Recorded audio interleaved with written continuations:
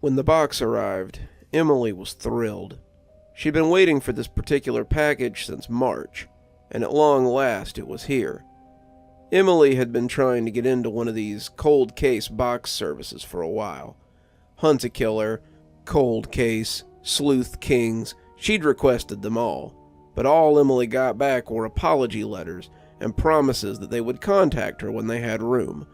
The folks at Catch-A-Killer had placed her on their tentative waiting list, which sometimes took months, and she hadn't expected to be added to the list for quite some time. It was hard to get added. They only approved a few hundred people a year, and they were also one of the more popular groups. The service was their typical monthly subscription box, where they sent a cold case that the small group you found yourself to be a part of tried to solve. They would send clues a few at a time, a slow drip of evidence that would lead the group to the end conclusion, and they would follow the trail to a predictable end. As she brought the box inside, Emily felt giddy with anticipation. However, some of it was tempered when she stopped to look at the box. The label said "To Catch a Killer," but the address label was torn off, and the box looked a little bit funny. If this was their way of creating ambience, then Emily felt they'd done a great job. The box was battered and dirty, the clear tape around it looking thick and yellow, and the letters were pieced together out of newspaper clippings. It was a nice touch, if not a little cliché. The letter inside was no exception. The whole thing was made of magazine and newspaper letters, meticulously assembled by hand. At least, it appeared as such. Emily couldn't imagine how much time this had taken whoever had put it together, especially if they had to build more than a few of them. Emily had to applaud their commitment, but it wasn't something that seemed feasible long term. She would be surprised if this level of detail persisted, and took the note out of the box so she could read it. This is the case of the West End Tooth Fairy. He has a kill count of around 26 and was most prominent between 2019 and 2022. His first victim was Miss Mary Klein, a retired teacher who lived alone. It took the police almost 4 years to place her as his victim, only then because his pattern began to surface. She was stabbed 15 times, most of them in the chest, and a smile was carved across her mouth from ear to ear. No forensic evidence was discovered at the scene, no sign of forced entry, and she was left in her favorite chair in the living room. No one was charged with her death, and only one item was ever reported missing from the victim: the bottom and top plate of her dentures. Emily read it over a few times, but couldn't figure out what she was supposed to be looking for. This was less of a case file and more of a story. Emily had read a few articles about how the information was disseminated, and then picked over by the community, but this read more like a creepypasta. She wondered if this might be one of those things where a group member got a different piece of the puzzle, but that was another point of confusion as she looked through the box. As she looked, Emily saw a plastic baggie with a pair of pliers inside. She took them out hesitantly, the red around the teeth of the pliers looking pretty convincing. Emily gave the box a once-over, finding them a pretty good prop for the price of the box service. Once the pliers and the note were out, though, the box was empty. There was no group code or information on getting up with the rest of your team, and after a thorough search, she found nothing. Emily shrugged, not too upset about it. They had probably just forgotten to add it, and she figured that a quick trip to the internet would get her in contact with her group. She was still excited about her quick admittance to the group, and hopped on the site to see what she could find. A little while later, Emily closed her laptop with a huff of frustration. She had checked every group, but no one was following the Tooth Fairy case. No one seemed to know what she was talking about either, and it was starting to make her wonder. Maybe the others would sign up soon. Maybe she had gotten her box a little too early. In the end, she set up a room for the Tooth Fairy case, figuring the others would find her, and decided to go to bed. She'd sign on tomorrow and find that they had discovered her, and then the game could begin. Instead, she woke up to find another dodgy package on her front porch, and only a few messages in the room she had started, none of them helpful. The people who had found the room appeared to have used her post as an excuse to belittle her. The 3 or 4 users who had left comments were quick to remark that the Tooth Fairy case was little more than an urban legend, not likely to be something Catch a Killer would tackle. They made fun of her for even suggesting that they received a case file on this one, and decided that she must be trolling. Today's box looked like it had gotten wet, and the cardboard was dark and distorted. Emily huffed and deleted their comments, setting the box on the table as she cleared her own inbox. This was what she got for asking for help on the internet. Most of these people were just shut-ins with little more to do than bother her, and she knew she shouldn't take it personally. Even so, Emily reflected that it was frustrating that none of the others who'd received the case files had hopped in to share information. As she sat grumbling at the computer screen, she found her eyes straying to the box and finally decided to open it. The material felt as damp as she'd expected, but that only added to the mystery. It hadn't rained last night, or for the last few days, and she couldn't believe that anyone would have delivered a package in such condition. And why was it here so early? It was near noon, but the mail didn't usually run until 2 or 3 in the afternoon. The box had been waiting for her when she opened the door, leading her to believe that it had been dropped off much earlier. Inside the box was another of those strange notes, the letter made of magazine clippings, and an envelope that she thought might contain pictures. His next victims were the Hughes children, Mary, Shelley, and Clark, ages 12, 10, and 8, respectively. Coming in through the window in their bedroom, he tied them up and made them watch as he stabbed them to death from oldest to youngest. Each of them was stabbed 20 to 30 times. Their parents found them the next morning, both having slept through the night as their children died mere feet away. The oldest child was found to have her lower canines removed, the middle child her bottom incisors, and the youngest was missing his bottom premolars. The teeth were believed to have been taken as a trophy, and that was when the police began calling him the Tooth Fairy, though the press wouldn't start using it until much later. As she took out the pictures, Emily felt her blood run cold as she flipped the top back. There were 12 pictures inside, all seemingly taken with a Polaroid camera. All of them were of crying children, their hands tied behind them and their mouths stuffed with whatever they had at hand. The girls appeared to be older than the brother, all of them bearing the same sandy hair and hazel eyes. And as the pictures carried on, Emily could see the fearful children becoming broken children. Their pajamas reddened, their wounds seeming to grow with each snapshot, and by the end, all 3 were lying on the carpet together. As their blood seeped into the thick shag, Emily felt the pictures slip from her numb fingers. What was this? It was a little too much if this was someone's idea of a joke or a game. She had wanted to be part of this game, but if this was the level they were playing at, she wasn't sure she was up to it. These Polaroids looked real, like something taken instead of made, and as Emily held them, they felt dirty in her hands. She put them in the box and picked up her computer as she tried to discover anything about the case that she was being drip-fed. This was the second box she'd received that felt more like a love letter to the killer and less like a case file.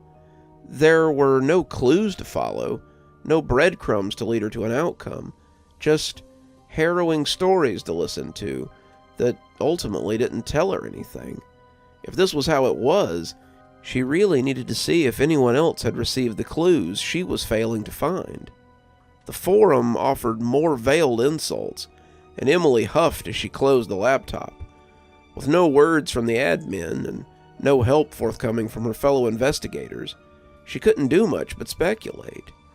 In the end, she dumped the contents of the box into the first one and threw the new box away. When her eyes kept darting over to it as it sat on the top layer of the garbage can, she pulled it out and took it to the outside garbage. She couldn't stand the way it seemed to be watching her, and as she came back up the front steps of the porch, she stopped in her tracks as she saw the last thing she expected to see. Another cardboard box, covered in old yellow tape, was on her welcome mat, sitting like a steaming pile of fresh foreboding. Emily looked around, suddenly not feeling so safe standing in front of her own house. How had she missed it? It hadn't just appeared between her leaving her front door and putting the box in the garbage can. It had taken a matter of minutes, 2 or 3 at the most, and someone would have had to place the box quickly and quietly in order to get it here in the interim. Someone like a serial killer who stole people's teeth and kept them as trophies. Emily shook the thought off and reached down to pick up the box. She must have just missed it on the way out, must have stepped right over it, but that didn't stop her from locking the deadbolt and throwing the chain across the door. She took the box to the dining room table, but it would be quite a while before she found the courage to open it. She looked at it as she cleaned her house, returning to it a few times throughout the day. She didn't want to open it, was honestly afraid of what might be in it, but it still hung over her like an omen. As fearful as she was, it was a very tantalizing mystery, and Emily loved a good mystery. As the sun went down and the shadows grew tall in her living room, Emily was helpless to stop herself from ripping off the tape. The box had the same wet, warped look the other one had borne, and as the tape came off, Emily was greeted by yet another handmade note and a long metal tool that made her grit her teeth. It was an ice pick, and someone had clearly used it roughly. The end was dented, the metal flowering up around the point of impact. The tip was malformed, that angry exclamation almost as damaged as the butt end, and it helped the red paint find its way into the porous metal that sought to drink it up. It worked its way into the crevices, and the dark red made the tool all the more grotesque. The 4th victim was Dr. Reynolds of the Norvis Free Clinic. Posing as a homeless man, he came in before operating hours and killed the good doctor before his staff could arrive. The Tooth Fairy had chosen Dr. Reynolds carefully, the two bearing a striking resemblance. It was easy for him to pose as Dr. Reynolds and continue to see patients. The next 12 victims were homeless people at the clinic, people he invited to come in after hours. The cause of death for all was the same as Dr. Reynolds, a single puncture wound to the side of the neck. From these victims, the Tooth Fairy completed his collection of bottom teeth. She added the pick to the box of other things before slipping it into the hall closet and going to sit in her room. Suddenly, the living room was a little too open, the windows too exposed for Emily's taste. She sat in bed, trying not to think about the boxes or the mystery that surrounded them. The more of them she received, the more she had to remind herself that this was just something cooked up by the company. It became harder and harder to justify to herself, though, as the contents became more graphic. She had read a lot of forum posts before signing up, and none of this seemed like the experiences she had read about. The cases were spooky sometimes, but there was always a group of people to help you solve them. Doing this alone was making her anxious, and the clues weren't really pointing her towards a suspect at all. This was reading more like a story, and less like a case. She wasn't sure what to take away from this, besides the crawling anxiety that surrounded her. She checked the group again, and found nothing but more people making fun of her for suggesting Catch a Killer would cover anything like the Tooth Fairy case. It's not even real. It's an urban legend. No, it's real, but the group only handles cases with suspects and evidence. The killer never leaves anything behind. The case is too high profile to let a bunch of amateurs mess it up by stepping on what little evidence they have. It was pages of stuff like that, but nothing helpful. None of the admins had posted either, and Emily supposed they were on vacation. They couldn't weigh in on forum topics, they couldn't answer her questions, and it seemed like they couldn't be bothered to do much at all. Emily set her phone on the nightstand and got ready for bed again, deciding that she wouldn't open any more of the packages until someone else messaged the group to say that they had received their packages. She needed help, she needed some perspective, and she wasn't going to get it in an echo chamber. As she fell asleep, She thought that at least it shouldn't be possible for them to send a fourth box so soon. It had probably been a fluke to send her 3 so close together, and she drifted off, hoping there might be someone to help her when the fourth arrived. She woke up the next morning to the sounds of birds and the gentle chime of her phone alarm. Emily felt a little better in the light of day, the megrims of the night before lost with the dawn filling her living room. She booted up her computer, intending to get some work done today before her boss called and complained about her lack of progress lately. First, however, she wanted breakfast. As the eggs and bacon sizzled in the pan, Emily felt all the anxiety of the night before dribbling away. She had made too much out of all this. She always psyched herself up so much over these things. Between the quarantine and working from home, she'd had too much time to mull over these dark corners. It might be time to get some of this under control. Maybe the box service was a little too much. She should cancel it and try again some other time. She had taken her phone out to do just that, her breakfast balanced on top of a cup of coffee, when something caught her eye in the peripheral. She was standing in the foyer, heading for the little office that she'd set up in the living room, when the spot found its way into her peripheral. She imagined that she could hear the tendons in her neck creaking as she turned her head to see if her fears were correct, and felt the plate wobble as the coffee shook in her hand. It couldn't be. It was 7 in the morning. The mail hadn't even thought about running yet.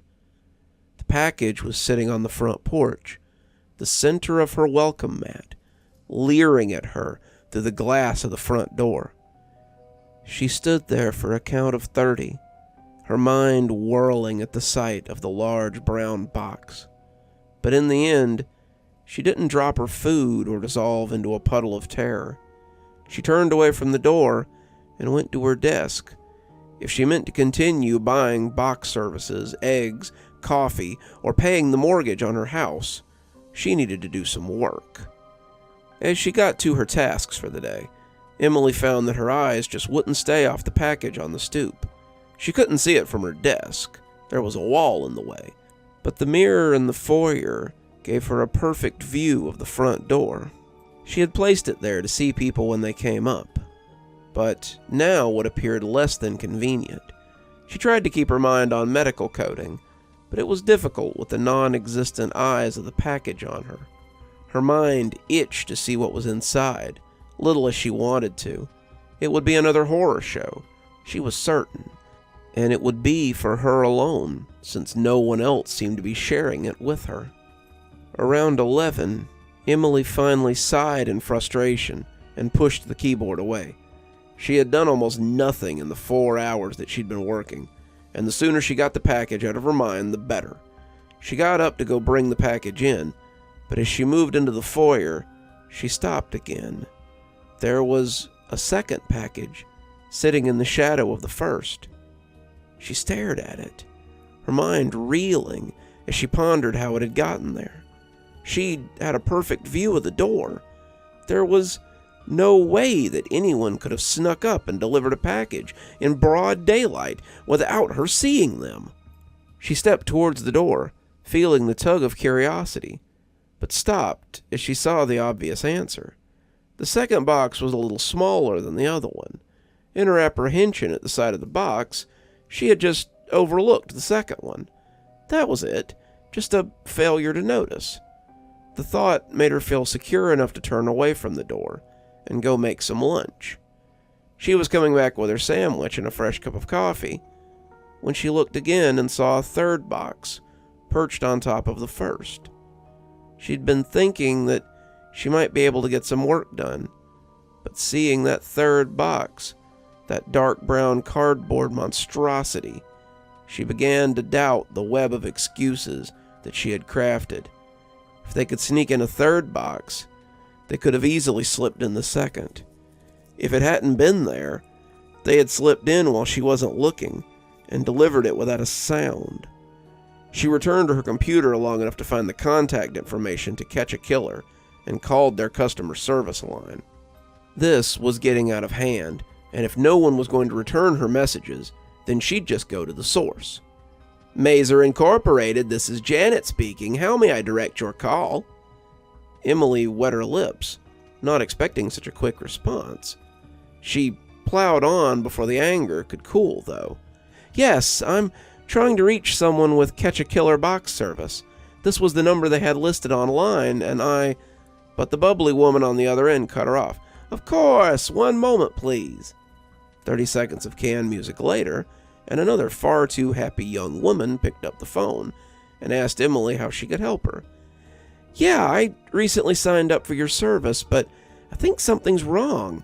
I've received at least 6 packages in the last 3 days, and it's always at random times.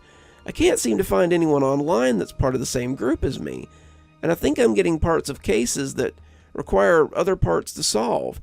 The level of detail is really impressive on the boxes, but the volume is a little creepy. I think I'd either like to be put in another group or just cancel the service altogether, please. The woman mm-hmmed and I seed through the whole conversation, and the background sound of keys clacking made Emily grit her teeth. I'm terribly sorry you're dissatisfied with our service, ma'am. You can absolutely have a refund, and I'll cancel your service. Feel free to keep the materials you've already received for your trouble. Do you know which case file you're assigned to? It's the Tooth Fairy case. The clicking abruptly stopped. You must be mistaken, ma'am. That's not a case we offer at this time. Not one we plan to offer in the future, either. Emily had been pacing, but stopped as the woman's words fell on her like a piano. That's the information I've been getting in the mail. All the boxes contain these little handmade letters and pictures and descriptions of murders. Let me get your information, ma'am. I'll see what group we have you assigned to. Emily gave her the info she'd filled in on the website, and after a few minutes of clicking, she could swear she heard the woman's teeth grinding together. I'm sorry, ma'am, but you aren't on our client list. You're on our tentative approval list, but we haven't taken your payment for the current cycle of case files. Emily stopped in the foyer, glancing fitfully out the front door as she tried to make sense of all of this. There was a 4th box on top of the other one, and as the golden afternoon set over the house, she felt a chill creep up her spine. What does that mean? She whispered, not daring to speak too loudly. It means that whoever's sending you those packages isn't anyone from our office. Emily was speechless, and as the woman called to her from the other end of the phone, she let it slip out of her hand and tumble to the hardwood. Emily wanted to call the police, but her curiosity was piqued. It was the same curiosity that had led her to sign up for the service in the first place, but now it had led her into a mystery that she hadn't been prepared for. As she wrapped her hand around the doorknob, she knew that there was no going back. If she looked in those boxes, if she cut the tape and saw what lay inside, she'd never be able to go back again. She opened the door, poking her head out like a groundhog from his hole. She expected something to be waiting out there for her, but the porch was empty except for the boxes. She juggled the 4 of them into her arms and brought them inside, closing the door and twisting the deadbolt before taking them to her bedroom. She left the phone in the foyer, taking all the boxes and locking herself behind her bedroom door. Spilling them onto her bed, she wondered what order she would open them in. Looking at them again, though, she realized each was numbered with a quick squirt of magic marker. Taking the largest, the one with the childish 4 on it, she strained a little at the weight of it. Something rumbled angrily inside, and as she slid her penknife over the tape, she was unsurprised to find a roofing hammer inside. Like the chisel, the head was spattered with a deep red stain, and the tines on the end were likewise painted. What had the 3rd box said? His victims had been killed by blunt force trauma to the base of the skull. After seeing the pictures of the children, she doubted he could contain himself from cutting and slicing them after the fact. He'd wanted to kill them quickly before they could give him away, but he still wanted the thrill of slicing them up. The note inside was quite illuminating. His next 3 victims were an odd fellow looking to have some teeth extracted, a census taker that he suspected might be working for the police, and the private detective that ultimately caused him to abandon the free clinic. The detective had a friend in the local police force, a friend whom he'd told before heading to investigate the rumors of missing people at the clinic. The Tooth Fairy avoided the raid meant to catch him and added 6 more teeth to his collection. From the old man, he took the front incisors. From the census taker, the 2 top incisors next to them. Finally, from the nosy investigator, he took the top canines and left on a bus as the police raided his hunting ground. She paused before opening the 5th. Had she heard a sound in the living room? She wanted to check, but the knife made such a satisfying sound on the tape as she opened it. Inside was a business card for someone named Carol Barner. The legend beneath proclaimed her to be a webmaster from Mazer Inc., and Emily suspected that she already knew what the note would tell her, how easy it had been for the packages to arrive at her house, almost like someone had her name and address. She thought again that she'd heard a noise from the living room, the breaking of glass or the crunch of a boot crushing something fragile. It might even been the breaking of a phone, as someone stepped on it after she'd carelessly left it in the foyer. She read the note quickly, wondering how much time she had left. His next victim was Carol Barner. Carol was selected at random, a crime of convenience that turned out to be very helpful. Carol was his neighbor, someone who worked from home as the pandemic raged. Carol liked to work late into the night, and her keyboard was so very loud. He had tried to be good, tried to lay low for a while as he settled into a new town, but the clack, clack, clacking was driving him mad. One night, as he watched 2 o'clock roll by with no reprieve, he took the continued noise as a sign from above. He broke into her apartment, and she never even noticed over the sound of her keyboard until it stopped tapping forever. In doing so, he discovered what it was she'd been working on, and found a way to finish his work without the hassle of finding more victims. He discovered the database that she'd been tapping away at, and after taking her premolars, he set to work. Her hands shook as she opened the next box, the knife threatening to cut her as it jittered over the adhesive. She could hear him as he moved through the house, being less than quiet as he yanked open doors and cabinets. He knew where she was. He had to, but it was all the thrill for him. He wanted her good and scared before he went about his business, and Emily had to still her hands as she read the note that lay atop the flyer for Catch a Killer. The flyer with the red stain distorting the K in killer and made it run like a wound. His next 8 victims were just everyday crime junkies, people who loved to research and speculate from the comfort of their home. He had a large pool to choose from, and it was easy to select those who wouldn't be missed or would take time to be discovered. Glenn Howell was a freelance coder with a passion for cold cases. Linda Merrill was a divorced housewife whose children had flown the nest, leaving her plenty of time to consume her true crime content. Courtney Powell and Linda Kane were roommates, and it was a wonder the 15 cats in their apartment hadn't got them before he did. John Boyd, Claire Keene, Reagan Summers, Casey Greer, they all took the bait and became true crime content all their own. Each kill swelled the legend of the Tooth Fairy. Each added another name to his tally, and each gave him another piece of the puzzle.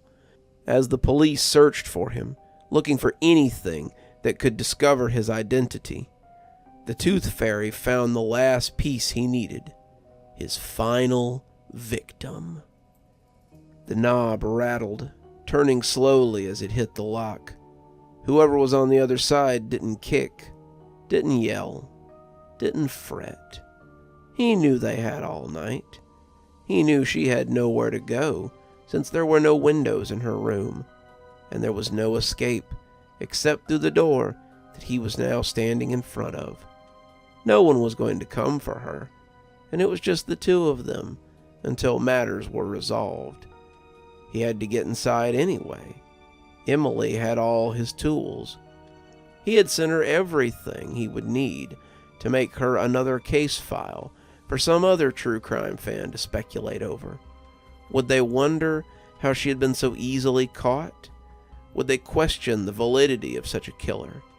Maybe the sheer idiocy of it all would help cement the legend of the Tooth Fairy into something told around campfires and under blankets as flashlights lit ghostly faces. Sometimes that was what really made the story. The idea that something like that could never happen to you. She opened the last box as he moved about her house like a fitful spirit, clearly savoring the moment. When she took the letter out, she yelped in surprise and let it fall to the floor. The last grisly totem fell to the carpet, clicking merrily as Emily watched it. It all made sense now. The name, the trophies, the order of the theft. He had needed them, needed to complete his masterpiece. He had to have a complete set, otherwise it wouldn't look right. She tore her eyes away from the grim spectacle and looked at the letter that was likely to tell her of his last victim. A victim she knew all too well. His last victim was Emily Colney. Emily fancied herself a true crime enthusiast. She petitioned multiple services since the beginning of the pandemic, but was never invited to join their groups. She wrote all of them in her application to catch a killer. And when it pinged on the database, the Tooth Fairy decided to make her dream come true and give her the true crime experience of a lifetime. Emily Colney, the perpetual shut-in on Hawthorne Street, would have the distinction of being the Tooth Fairy's last victim. After her, he would break his pattern and thus become harder to link to the crimes that would come after her. So thank you, Emily. Thank you for helping me complete my masterpiece. The door shuddered, and Emily dropped the note. It fluttered down to land on the grisly trophy on the floor, and she was forced to put her hand far too close to it as she picked up the note. It was a mishmash, a golem, a creation of love and hate, and it hurt her to look at. It seemed that Mary's denture plates had been put to good use, and the teeth within them were as different as they were misshapen. He had lovingly set them into the plastic, and they looked like an animal trap, just waiting to bite. The false teeth were missing only one set, and as the door splintered, Emily grabbed the hammer she'd received the day before and held it at the ready. A hand slipped through the hole in the door, grasping the lock with a smooth and practiced twist as he opened the door and let himself in. She saw him then, rising to his full height as he filled her doorway like a ghoul in a cast-off coat. He was massive, his head looking grotesquely small as it peeked down from between his huge shoulders. She felt the hammer slip from her hand as the smell of him wafted over her, the aroma of dirt, campfires, old chemicals, and ancient blood. She didn't start screaming until he smiled at her, his spitty, toothless mouth revealing empty gums waiting for what lay on the floor between them, gums waiting for Emily to complete their reward for years of patience. Good evening, everyone. It's me, Dr. Plague. Thank you so much for joining me for tonight's story. If you haven't already, I always suggest hit that subscribe button, maybe go ahead and hit that notification bell so you don't miss any of the great stories that we do here. I've got a link below to my latest book if you'd like to pick up your own copy. Follow the link below down to Amazon, and if you'd prefer a signed one, get up with me. I'm sure we can work something out. If you'd like to support the show in a more monetary way, might I suggest heading on down to Patreon. We have several tiers. I'm sure you'll find something that'll suit you. I always recommend my $10 tier, which is my Ghostly Reader tier. You get a signed copy of my book on your doorstep anytime I write one, which is, on average, about twice a year. Speaking of my awesome patrons, let's go ahead and thank them, shall we? Thanks to Janet for being our Spooky Skeleton tier contributor, and thanks to Winter, Xaronan, Emily Coltsfoot, Stephanie Carrington, Marianne Schuler, Jennifer Damron, and Tyler Parker for being our Ghostly Reader tier contributors. Thanks, everyone. We just couldn't do the show without you. And as always, thanks for stopping by. Dr. Plague, signing off. Have a wonderful evening.